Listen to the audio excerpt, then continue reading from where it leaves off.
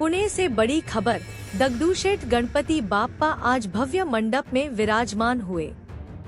महिलाओं ने पारंपरिक रीति से औक्षण कर बाप्पा का स्वागत किया।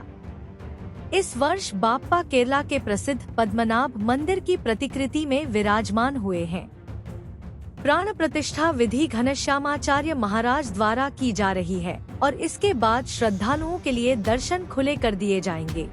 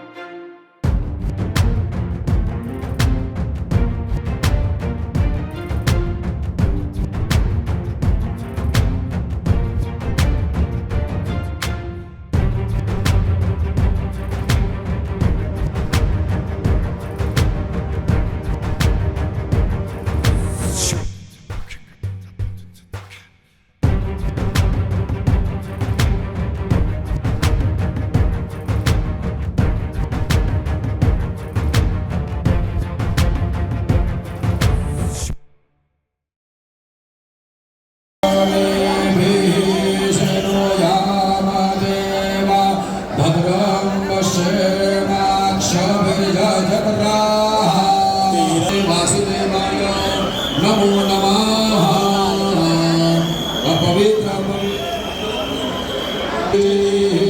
सर्वं शुचिः आचमनम् ॐ केशवाय नमः स्वाहा।